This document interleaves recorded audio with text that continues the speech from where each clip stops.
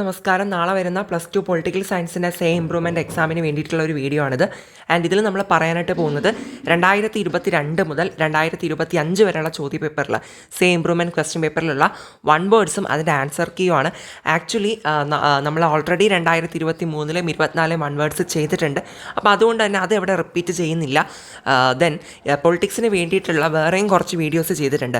Chapter wise ആയിട്ടുള്ള important topics ഏതൊക്കെയാണ് എന്നുള്ളത് ബേസിലുള്ള വീഡിയോസ് ചെയ്തിട്ടുണ്ട്. അപ്പോൾ അതൊക്കെ ഒരു പ്ലേലിസ്റ്റാക്കി ക്രിയേറ്റ് ചെയ്തിട്ടുണ്ട്. പ്ലേലിസ്റ്റിൻ്റെ ലിങ്ക് ഡിസ്ക്രിപ്ഷനിൽ കൊടുത്തിട്ടുണ്ട്. ഒന്ന് കയറി കണ്ടു നോക്കുക. അതിനകത്ത് തന്നെയായിരിക്കും നമ്മുടെ 2024 5 1 വേർഡ്സ് നിങ്ങൾക്ക് കിട്ടുക. ഓക്കെ, അപ്പോൾ ജസ്റ്റ് ആ പ്ലേലിസ്റ്റ് ഒന്ന് കയറി ചെക്ക് ചെയ്ത് നോക്കുക. ആവശ്യമുള്ള വീഡിയോസൊക്കെ എന്ത് ചെയ്യുക, ഒന്ന് കണ്ടു നോക്കുക കേട്ടോ. അപ്പോൾ ഇവിടെ നമുക്ക് 2022 മുതൽ സ്റ്റാർട്ട് ചെയ്യാം 1 വേർഡ്സ്. എന്താണ് 1 വേർഡ്സ് നോക്കിയതിന് ശേഷം നമ്മൾ എസ്സേ ചോദ്യങ്ങൾ ഏതൊക്കെയാണ് ഇതിൽ PYQs വന്നിട്ടുള്ളത് എന്നുകൂടി നമ്മൾ പറയുന്നുണ്ട് കേട്ടോ. ഓക്കെ, സോ അപ്പോൾ നമുക്ക് നോക്കാം. 2022 ഒന്നാമത്തെ ചോദ്യം, ഇന്ത്യയിൽ എവിടെയാണ് ആദ്യമായിട്ട് യൂണിവേഴ്സൽ അഡൽട്ട് ഫ്രാഞ്ചൈസിൻ്റെ ബേസിൽ ഇലക്ഷൻ നടന്നത്? എവിടെയായിരുന്നു? മണിപ്പൂരിലായിരുന്നു ഇലക്ഷൻ നടന്നിട്ടുണ്ടായിരുന്നത് എന്നുള്ളത് ഓർത്ത് വയ്ക്കുക കേട്ടോ. ഒരു മിനിറ്റ് മാർക്ക് ചെയ്ത് തരാം. മണിപ്പൂറാണ്. ഓക്കെ, മണിപ്പൂരിലാണ് നടന്നത്. ഇനി താഷ്കൻഡ് എഗ്രിമെൻ്റ് ആരൊക്കെ തമ്മിലാണ് ഒപ്പുവെച്ചത്? ലാൽ ബഹദൂർ ശാസ്ത്രിയും അതുപോലെ നമ്മുടെ മുഹമ്മദ് ആയൂബ് ഖാനും ചേർന്നിട്ടാണ്. ഓക്കെ, ലാൽ ബഹദൂർ ശാസ്ത്രി ആൻഡ് മുഹമ്മദ് ആയൂബ് ഖാൻ ചേർന്നിട്ടാണ് താഷ്കൻഡ് എഗ്രിമെൻ്റ് ഒപ്പുവെച്ചത്. ഇനി official Congress candidate in the presidential election of 1969 presidential ഇലക്ഷനിലെ കോൺഗ്രസിൻ്റെ ഒഫീഷ്യലായിട്ടുള്ള കാൻഡിഡേറ്റ് ആരായിരുന്നു? എൻ സഞ്ജീവ റെഡ്ഡി അല്ലേ? എൻ സഞ്ജീവ റെഡ്ഡി ആയിരുന്നു എന്നുള്ളത് ഓർത്ത് വയ്ക്കുക കേട്ടോ. എൻ സഞ്ജീവ റെഡ്ഡിയാണ് ആൻസർ വരുന്നത്. ഇനി ഈ താഴെ തന്നിട്ടുള്ള സ്ലോഗൻസ് പറഞ്ഞിട്ടുള്ള ലീഡേഴ്സ് ആരെന്ന് പറയാനാണ് ചോദിക്കുന്നത്. ഒന്ന് ഗരീബി ഹഠാവോ എന്ന് പറഞ്ഞത് ഇന്ദിരാഗാന്ധി ആയിരുന്നു കേട്ടോ. ഇന്ദിരാഗാന്ധിയാണെന്നുള്ളത് ഓർത്ത് വയ്ക്കുക. ഇനി ജയ് ജവാൻ ജയ് കിസാൻ എന്ന് പറയുന്ന സ്ലോഗൻ പറഞ്ഞത് ആരായിരുന്നു? ലാൽ ബഹദൂർ ശാസ്ത്രിയാണ്. രണ്ടും ഇമ്പോർട്ടൻ്റ് ആണ്, നോക്കി വയ്ക്കുക. ഇനി choose the military alliance formed by the Soviet Union form ചെയ്ത മിലിറ്ററി അലയൻസ് ഏതാണ്? വാർസാ പാക്റ്റ് ആണ് അല്ലേ? വാർസാ പാക്റ്റ് ആണ്, അതും ഇമ്പോർട്ടൻ്റ് ആണ്. ഇനി നെക്സ്റ്റ് നോക്കിയാൽ ഏത് രാജ്യമാണ് ഓപ്പൺ ഡോർ പോളിസി അഡോപ്റ്റ് ചെയ്തത്? ആറാമത്തെ ചോദ്യമാണ്. ഉത്തരം വരുന്നത് ചൈനയാണ്. ഓക്കെ, ഓപ്പൺ ഡോർ പോളിസി കൊണ്ടുവന്നത് ഓപ്പൺ ഡോർ പോളിസി സ്വീകരിച്ചത് ചൈനയായിരുന്നു എന്നുള്ളത് ഓർത്ത് വയ്ക്കുക. ഓക്കെ, ഇനി who is known as the milk man of India? ഇന്ത്യയുടെ മിൽക്ക് മാൻ, പാൽക്കാരൻ എന്നറിയപ്പെടുന്ന ആരാണ്? വർഗീസ് കുര്യനാണ് അല്ലേ? വർഗീസ് കുര്യനാണ് ഇന്ത്യയുടെ മിൽക്ക് മാൻ എന്ന് അറിയപ്പെടുന്നത്. അത് ഓർത്ത് വയ്ക്കുക. ഇനി എട്ടാമത്തെ ചോദ്യം നമുക്ക് നോക്കാം. എന്താണ്? ഐഡൻറ്റിഫൈ ദ ലീഡർ ഓഫ് സ്വതന്ത്ര പാർട്ടിയുടെ ലീഡർ സി രാജഗോപാൽ ആചാര്യാണ് ലീഡറായിട്ട് വരുന്നത്. ഇനി താഴെ തന്നിട്ടുള്ള രാജ്യങ്ങളിൽ ഏതാണ് ആസിയാൻ്റെ മെമ്പർ അല്ലാത്തത് ഏതെന്ന് ചോദിച്ചിട്ടുണ്ട്.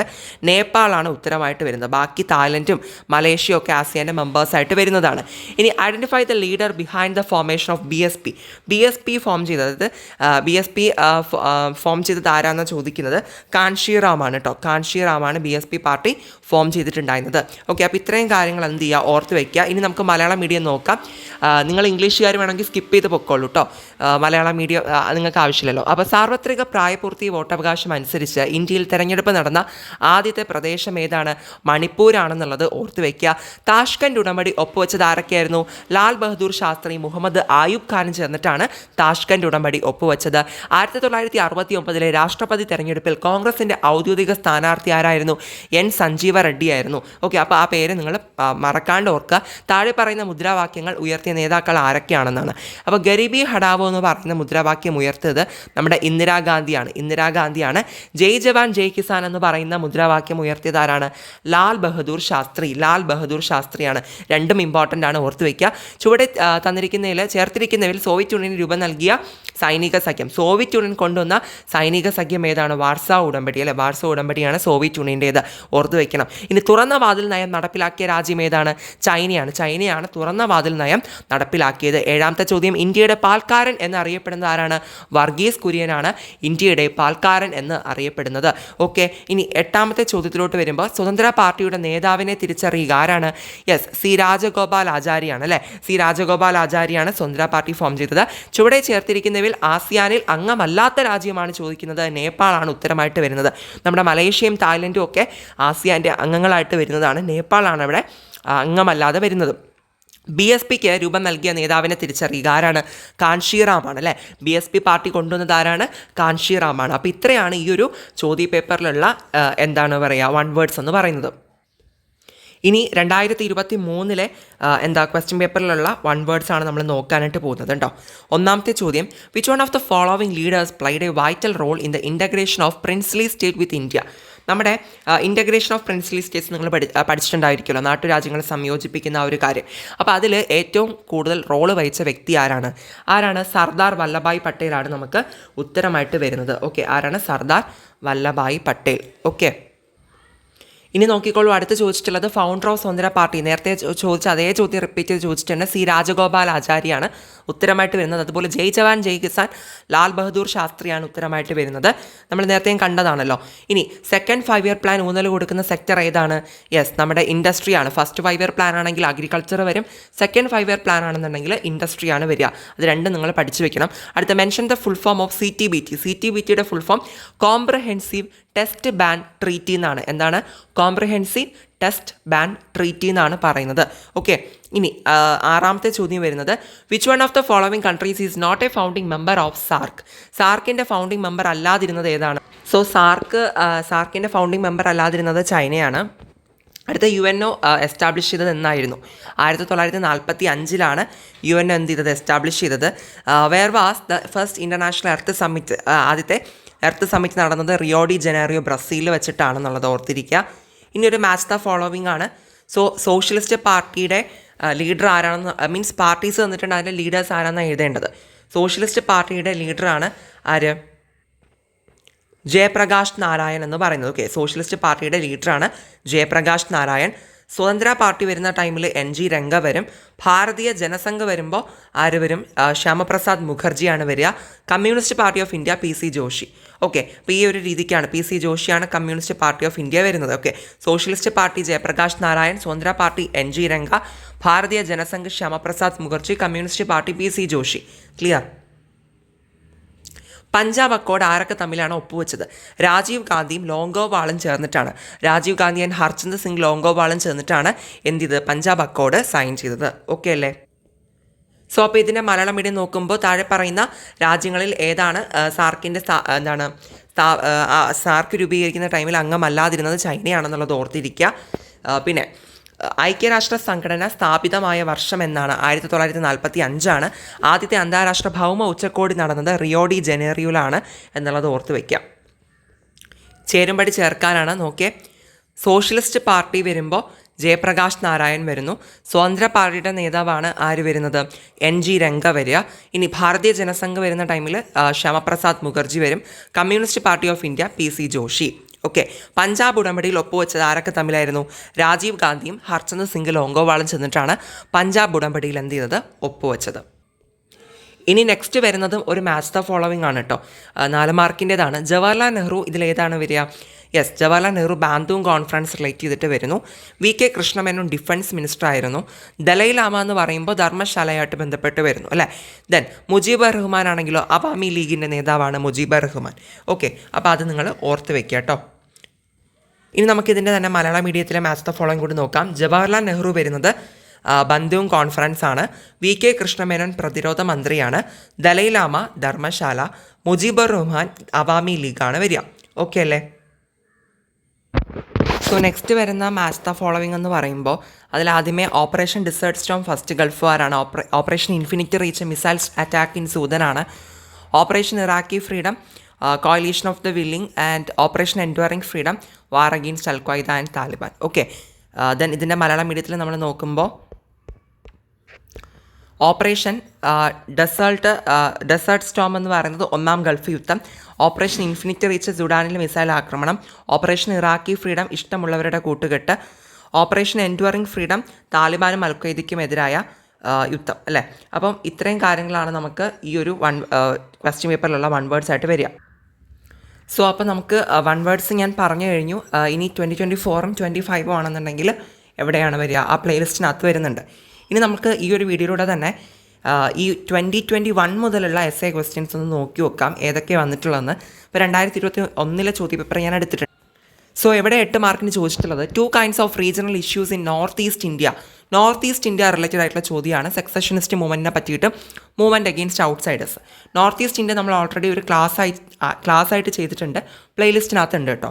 ഓക്കെ, പിന്നെ നമ്മുടെ എമർജൻസി ഡിക്ലെയർ ചെയ്യാനുള്ള കാരണങ്ങൾ എന്തൊക്കെയാണെന്ന് 8 മാർക്കിന് ചോദിച്ചിട്ടുണ്ട്.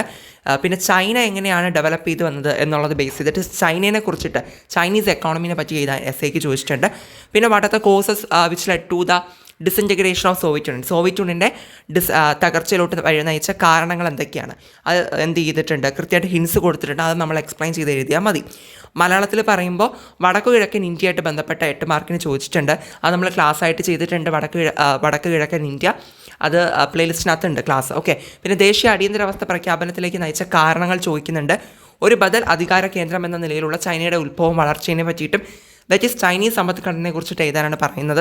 പിന്നെ സോവിയറ്റ് യൂണിയൻ്റെ ശിഥിലീകരണത്തിലേക്ക് നയിച്ച കാരണങ്ങളും ആ സൂചനകളുടെ അടിസ്ഥാനത്തിൽ വിശദമാക്കാൻ കൊടുത്തിട്ടുണ്ട്. ഓക്കെ, അപ്പോൾ ഇതൊക്കെയാണ് ഈ 4 ചോദ്യങ്ങളാണ് 8 മാർക്കിന് വന്നത് 2021. ഇനി നെക്സ്റ്റ് 2022 ക്വസ്റ്റ്യൻ പേപ്പറിൽ ചോദിച്ചിട്ടുള്ള 8 മാർക്കിൻ്റെ ക്വസ്റ്റ്യൻ നമുക്ക് നോക്കാം.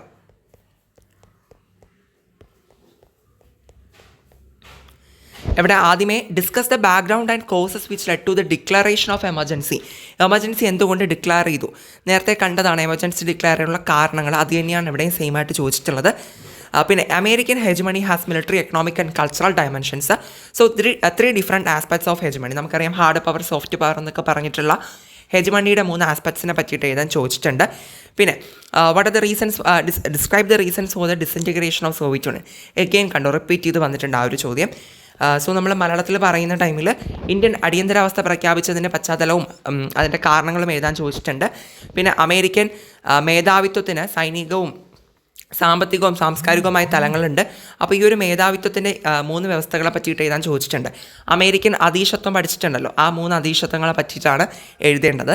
സോവിയറ്റ് യൂണിയൻ്റെ ശിഥിലീകരണത്തിനിടയാക്കിയ കാരണങ്ങൾ എഗെയിൻ ചോദിച്ചിട്ടുണ്ട്. അപ്പോൾ അത് ഇമ്പോർട്ടൻ്റ് ആണ്.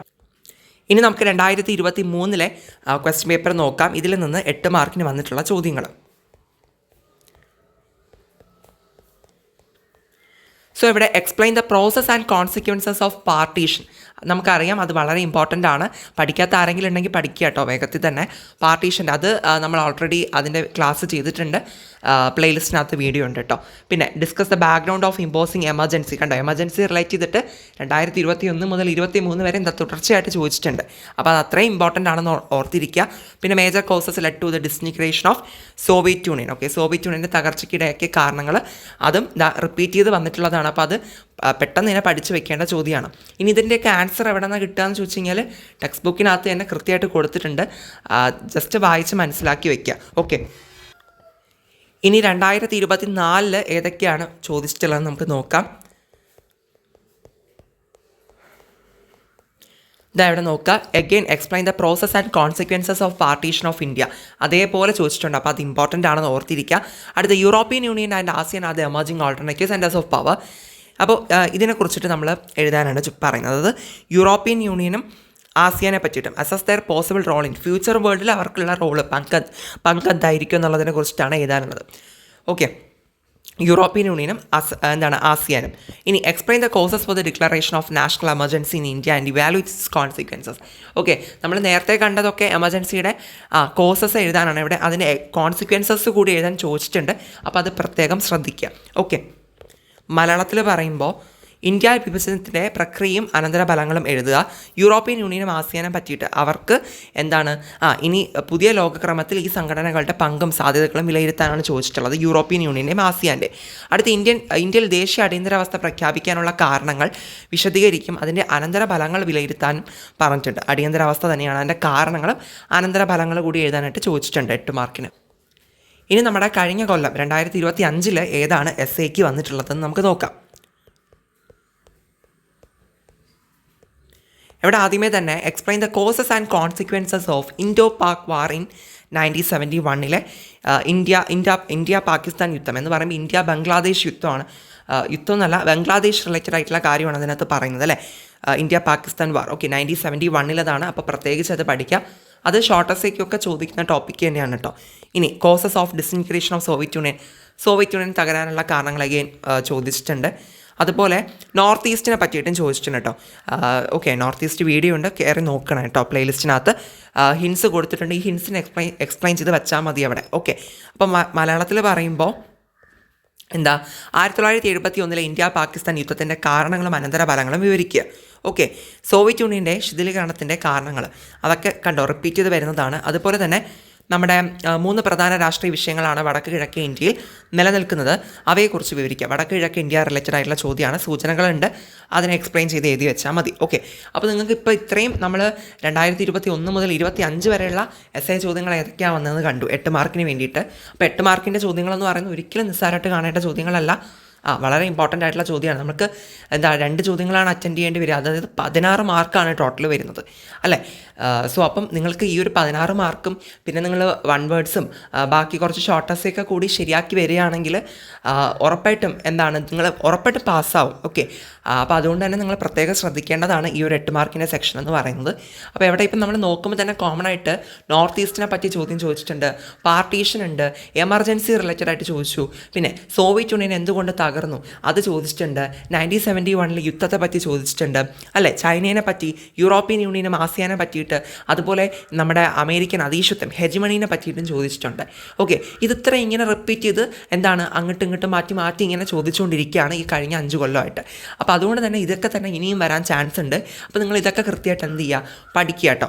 ഓക്കെ, പിന്നെ നമ്മൾ എസ്ഐക്ക് വേണ്ടിയിട്ട് ചെയ്തിട്ടുള്ള സെപ്പറേറ്റ് വീഡിയോയിൽ വേറെയും കുറച്ച് ടോപ്പിക്സ് കൂടി പറയുന്നുണ്ട്, അപ്പോൾ അതുകൂടി ജസ്റ്റ് ഒന്ന് കാണുക കേട്ടോ.